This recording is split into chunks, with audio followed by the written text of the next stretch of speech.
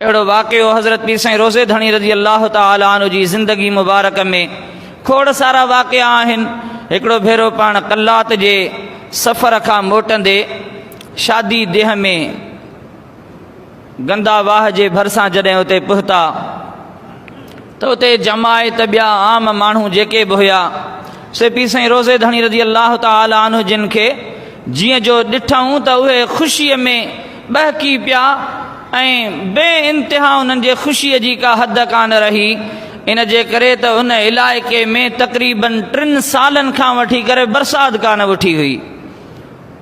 3 साल गुज़री विया, उते कहत साली ॾुकर जी हालत हुई, माण्हू ॾाढा परेशान हुया।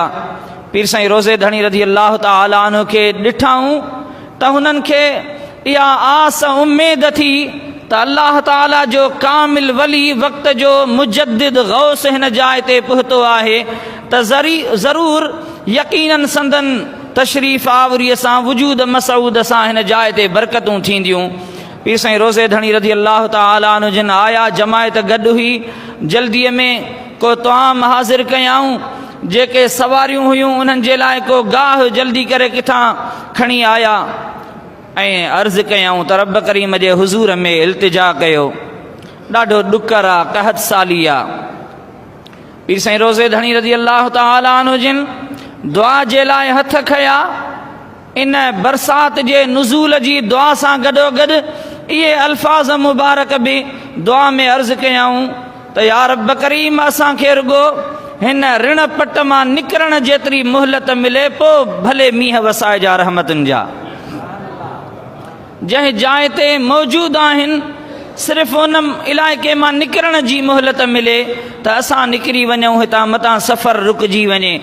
इहा दुआ अर्ज़ु कयूं रब करीम जी बारगाह में। पाण निकिता, उहो इलाइक़ो जीअं ई किरास कयूं, पुठियां एतिरी त ज़ोरदार बरसाति नाज़िल थी जो ख़लीफ़ो साहब अलैहि रहम फरमाए थो, पीर साईं रोज़े धणी रज़ी अल्लाह तआला अन्हु जिन दरगाह मुबारक ते पहुता त तेसि ताईं मुसलसल बरसाति वसी रही हुई। अल्लाह करीम वलियन जे कदम घुमाइण सां कंहिं जाइ ते बरकतूं नाज़िल फरमाईंदो।